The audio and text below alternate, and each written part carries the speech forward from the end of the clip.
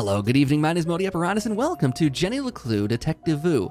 This game is described as a thrilling mystery adventure filled with detectiving and choosiness. As you can see, it's got this kind of cute art style, and it is a very, very interesting point-and-click kind of adventure game. I guess you had to describe it. It is developed by Mography. It was on Kickstarter. It was on Kickstarter way back in 2014. And it's been in development for a very long time. And it's finally out in the wild. It came out on September 19th. It's on Good Old Games. It's on Steam. And it's coming to, I think it's on consoles, and it's coming to Apple Arcade also. It is a cool little game.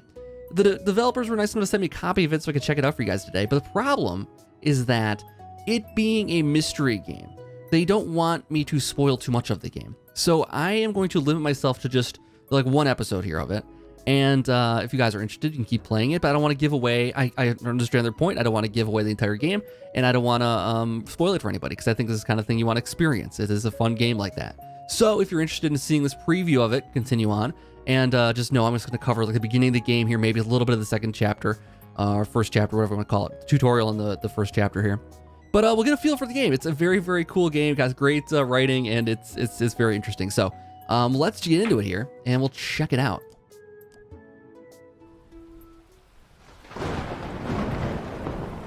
And we have a curfew. Something PM to sunrise. I couldn't see what the number was there. Arthurton, you'll never want to leave.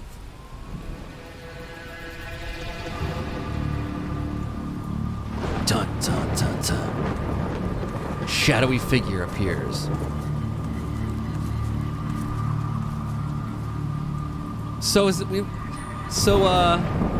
Do we decide this guy's totally normal, or is he creepy?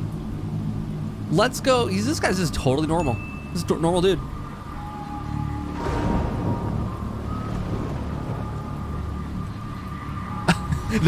that's totally normal. I don't know. I mean,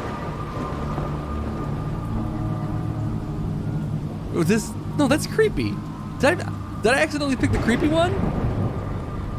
Pop Goes the Weasel is whistling it hauntingly through while you're walking in a rainstorm is totally casual. Not at all like apparently not creepy at all. Not one bit. We have a dark and stormy night. So it's got this cool art style. It's got this kind of like comic book cutout style, kind of art style. And it's very fitting, I think, for the type of game it is.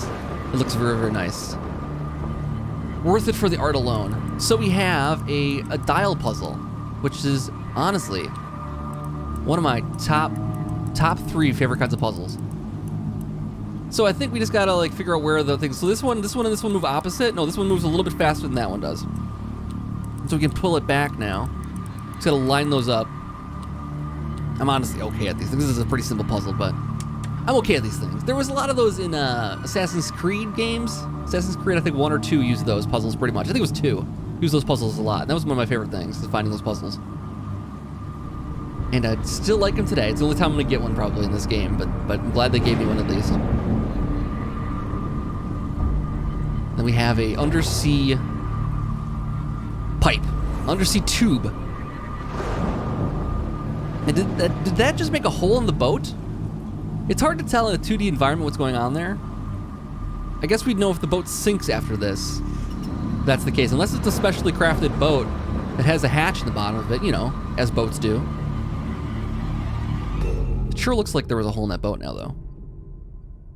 The way that was presented there. And now, changing gears completely, the letter Z.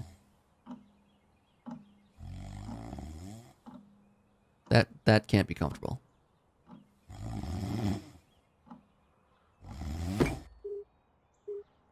What? Who? Oh, I must have dozed off. Perhaps we need a spot of tea to wake us up. What do you say, Rufus? That's a good dog. Oh, look at these in the photo there too, in the painting on the wall. He's a little bit older now. You can tell from the scruffiness of his tail, and the color in his face has gone out a little bit. Yes, quite right. Better get back to work. This book won't write itself. Okay, so we got an author situation going on? Maybe I should start somewhere easier. I'll come back to the prologue later. The sun rose over another perfect day in picturesque Arthurton. So we're going early. That was the prologue. Is what he's writing the prologue later. Is what he's writing. Okay, interesting. Welcome to idyllic Arthurton, home of Gumboldt University, established 1843. To the casual observer, Arthurton seemed like any other small, quiet town. It was nestled in a valley between two mountains, lined by lustrous forests, and perched on the edge of a pristine lake. I don't know where you get that geography together, but that sounds very, very nice. Grubman's Grocery. It had a main street with all the essentials, including a place to sip coffee. It had schools, a college, a church, and a police station. It even had a museum no one ever visited. It was the kind of place you might find anywhere on your travels. Typical, maybe even forgettable. Pharmacy and magic, the great placebo. There was but one thing in Arthurton that was unlike any other town in the whole world. Actually, it was a girl. Her name was... let me guess. Jenny Leclue! I was gonna say something else. That would have been embarrassing. And she was the world's greatest detective.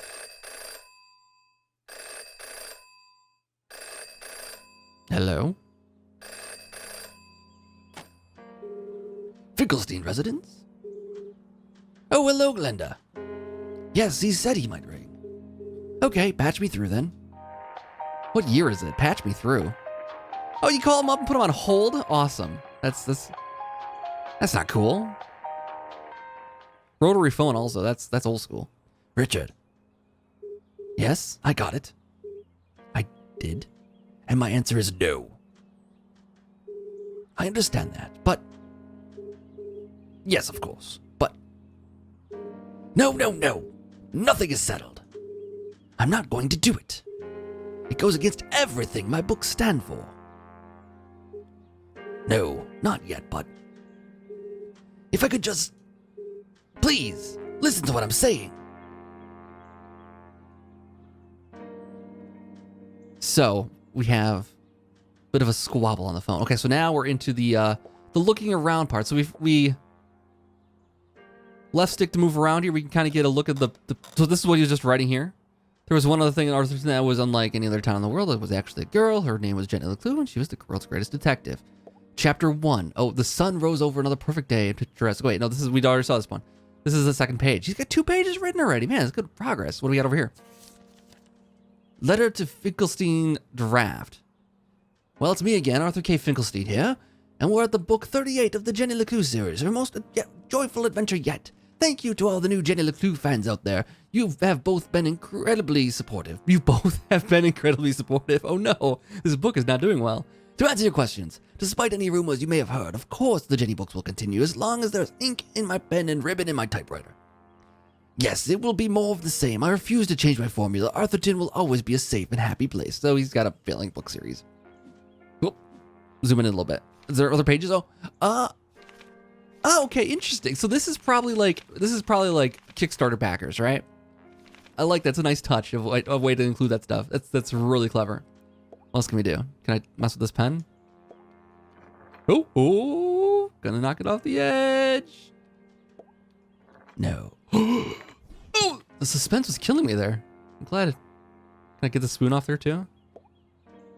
Oh, don't. No, I'm not dropping that off the floor. What do we have here?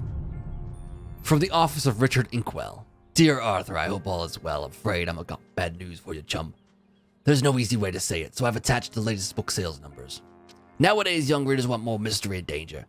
You're losing them with Jenny's increasingly timid and repetitive adventures. One bit of good news. It's too late for the stores to cancel their orders for the next book, so we're going to give you one last go and see if you can breathe some life into the old girl. We want you to try a proper murder mystery. Start killing people off. He's got this little ad-lib thing or little notes in here. I'm not a murderer. Add some drama. The bottom line is if you don't step it up, I'm afraid it's a case of Jenny and the last hurrah. Got a book backside here? I'll flip it. There we go. In other positive news, someone from a real newspaper finally reviewed your last book. Jenny Leclue and the Missing Marmalade Sandwich. Ooh, this sounds like a good one. The 38th and hopefully last book in a series, which is very much past its prime. Once a collection of mystery stories cherished by children all over the world, Jenny Leclue has since taken a nosedive into mediocrity without reservation. Oh, he's got some stuff redacted here. He's taken things out. Arthur K. Finkelstein, quality, and the only mystery left in Arthurton is how this trash keeps getting published. This reader nearly died of boredom.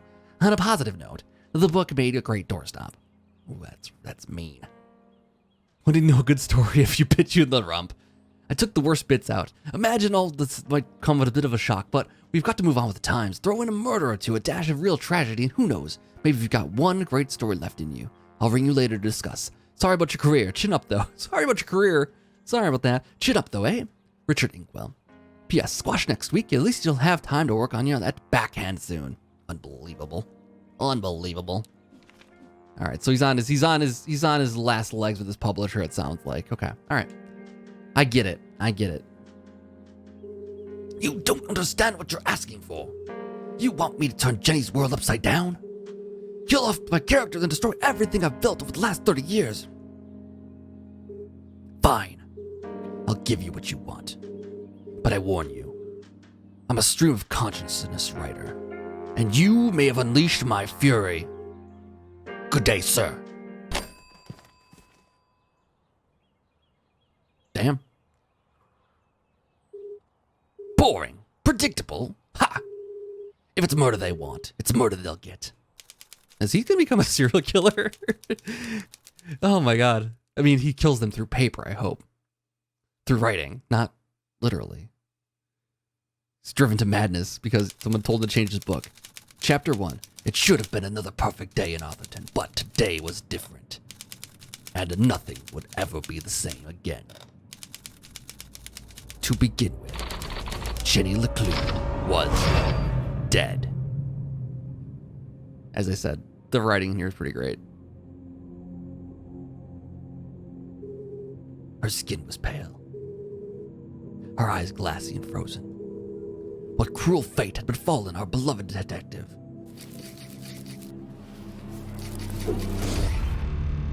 Oh. No! Never move the victim! Miss Leclue, she's doing it again. Jenny Leclue, you are a dead body. Dead bodies don't talk.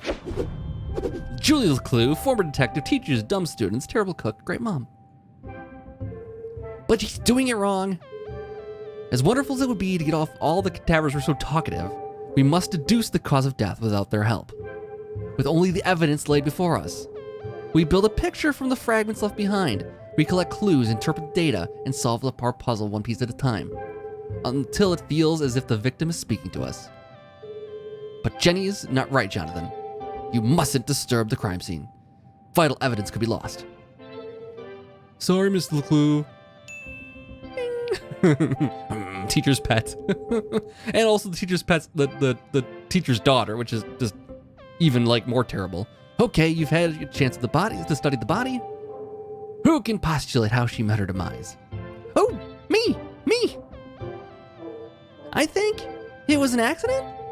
Yeah, she obviously wasn't looking where she was going. So she slipped on the wet floor and cracked her head open, like an egg. And then she bled to death? Really? How can you tell? Well, there's a giant pool of blood around her head. Yeah, I know. I was being sarcastic. Oh.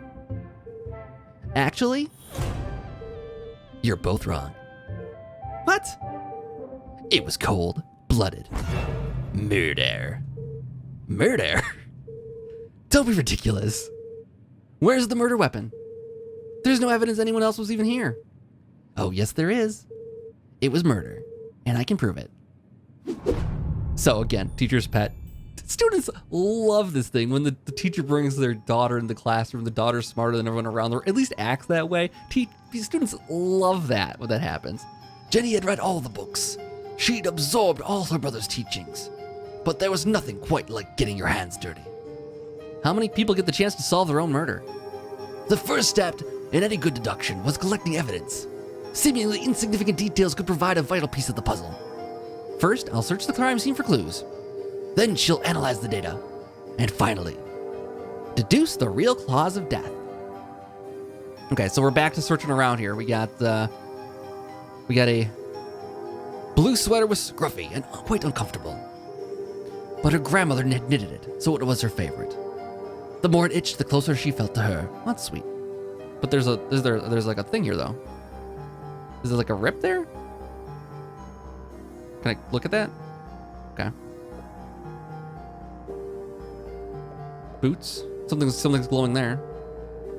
Approximately 8 sizes too big. And covered in mud. And here's the water, the murder weapon. The floor was wet and slippery, but also immaculately clean. Muddy boots, clean floor. There we go. See, that's something. The victim had a green smudge on her lips. It's not lipstick. She's very dead. Without her trusty bifocals, Jenny couldn't see the nose in front of her face. They were her window to the world and the lens through which she focused her keen detective vision. What a waste of perfectly good coffee. Jenny's love of coffee was almost as strong as her passion for crime solving. Chalky green residue on the rim. Smells like burnt matches. Aha. A clue. What else we got? Blood, obviously. There's no doubt this victim lost a lot of blood. So we found 7 of 8 clues. What else are we missing here? Oh, a clip? Hair clip? It wasn't Jenny's style to wear his accessories, but this hair clip was the exception. It functioned as a lockpick and had saved Jenny from a long night trapped in her school locker. She'd worn it ever since. That's all the clues. I've seen enough. Time to wrap up this case. Alright, so, how do I know the victim didn't slip? Jenny was a meticulous record keeper, noting every relevant clue in her trusty journal. A great detective knew that solving a mystery was simply a matter of connecting the dots. I'm certain this wasn't a mere accident. Now I just need to prove it. Okay, so we gotta deduct what actually happened. So I think our big clues are obviously... we saw the boots, and we saw the wet floor, right? Squeaky clean non-mark on it, and those two things kind of go together. Victims wearing giant boots, right? We gotta collect 2 and make a deduction. And we connect those things in it. Where are they? See, that's really kind of cool. The victim's boots are filthy. They should have left big muddy footprints on the floor. So where are they? We deduce further. Either someone washed away her footprints, or she was carried here. Solved! Nice. And what was the real cause of death? Okay, that proves she didn't slip. So how did she actually die? So we have this substance, right? Victim's lips are dry, crusty, stained green, and the coffee cup. Poison.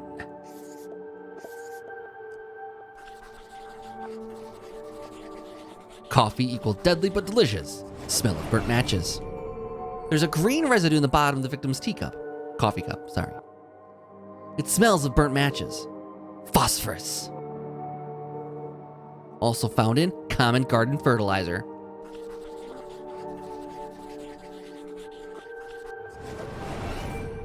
The same green mark on the victim's lips. Her coffee was spiked with fertilizer. Someone clearly wanted her dead.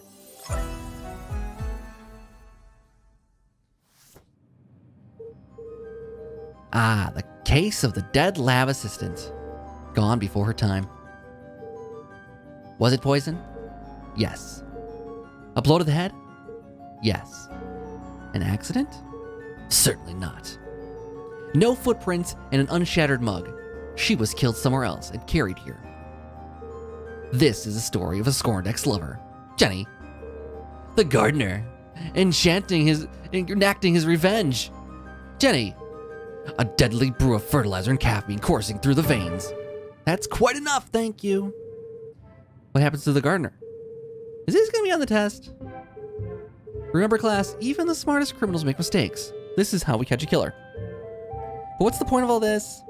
Yeah, there hasn't been a murder in Arthurton in years. Every town has a dark side, even Arthurton. By doubting, we are led to question. And by questioning, we arrive at the truth. Okay, that's all for today. Don't forget, next class is our field trip to the morgue. Ooh, how fun is that? So have a light lunch. Yeah, that's a good field trip. The students need to think for themselves, Jenny. That's why they're here at Gumball, to learn. I just figured we all had places to go. Speaking of which, and where are you off to, young lady? I'm a dead body, Mom, remember? Dead bodies don't tell. See ya. Wait, before you go, I have something for you. Cool. What is it? If I told you, that would spoil the fun, wouldn't it? The Clues didn't simply hand each other presents. They hid them. It was a family tradition, and Jenny had developed a sixth sense for finding them. With her trusty magnifying glass by her side, nothing eluded her. So, magnifying glass, there was a present like right over here.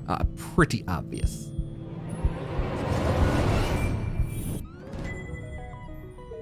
A new journal! To Jenny, there was nothing better than the aroma of a fresh leather notebook. It smelled like mystery. Without missing a beat, she did what any detective worth her salt would do. She decorated it. So I can put on some stickers. Absolutely. You can add on a magnifying glass so everyone knows that it's a detective's journal. And we say, no. No looking for clues. Good enough for me. A great detective never gives up. Love, Mom. A new journal meant new adventures. A great new journal meant new adventures. She imagined all the thrilling cases that would soon fill its pages. And on the first page, her mother had written an inscription. A great detective never gives up. Love, Mom. I can also decorate this page if I want to.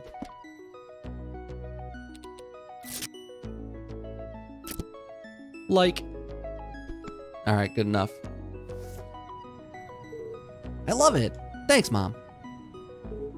Jenny, I wanted to talk about,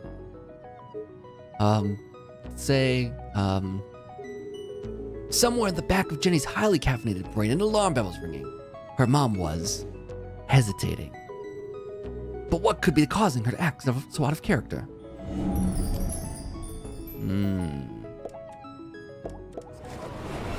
We're finding all the things. Limited eye contact, water, defensive body language, missing a ring, crossed arms, furrowed brow. Jenny saw it coming from a mile away. Her mother was about to get emotional. I really gotta go. No, Jenny, wait. I need your help. What? Really? Jenny couldn't believe her ears. It was extremely unusual for Mother to ask her help. It must be something very important. Tracing the steps of a deranged killer. A cold case that's only someone with Jenny's expertise could solve. I've misplaced the students' essays on decapitation. See if you can find them for me before you leave. I have to run. Wow. The case of the misplaced papers. Are you sure you want to trust me with such a complex task? I have no doubt you'll be able to find them. They're around here somewhere. Jenny was unsure if her mother was unable to detect sarcasm or just really good at ignoring it. I could help Mom or try to get out of it. I should probably do the right thing. Help my mom out. She's so nice to let me talk to her class, you know? Okay, Mom, I'll find them before I leave. On one condition. Yes? You have to let me help grade them.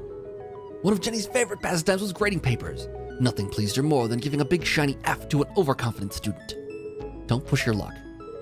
Please. Okay. Yes. Find the papers and go straight home. But I'm meeting Keith tonight. No buts, remember? I'm sorry. Maybe I'm still feeling the effects of being poisoned for your class. Well then, I have the perfect antidote. You're staying with your cousin this weekend, and you'll need to pack. This again. Look, I've considered your offer, Mom, and I'm going to have to decline. I'm old enough to take care of myself. I'll be back late tonight. There's meatloaf in the fridge. Question logic. So you don't trust me to take care of myself this weekend, but you do trust me to fix dinner and not burn the house down? Jenny Leclue, it's been a difficult week. Could you please just do what you're told for once and stop asking questions? Fine. And try to stay out of trouble? When do we ever get into trouble? All right. So it's a cute little game. Obviously, I can't get into too much more of it. I don't want to spoil anything for everybody. The dialogue is absolutely amazing, in my opinion. The art style looks fantastic. It gets way deeper than this. This is still just the tutorial. It goes on for a little bit longer, I think, here. And the game has tons of different characters and different voices I would have to do. But I only own like maybe 3 voices at most. So we've hit my max. Anyways, guys, hope you enjoyed this look at Jenny Leclue, just the beginning of it here. Again, I don't want to give away too much because of out of respect and deference to the developers who asked nicely to not get it too deep into it. But I'll be back for something else really soon. Hope you guys like this. If you do enjoy it, take a look on Steam for it. I think it's like $20. It's probably well worth it. It's also on Apple Arcade if you're subscribed to that service. I think games on that work a bit differently. I'm not exactly sure how that works. I haven't looked into Apple Arcade works, but this is a game that will be on it as well. So that's always an option. Thank you guys so much for watching this video, though. If you enjoyed it, leave a like, and I'll be back with something else really soon. Have a good night.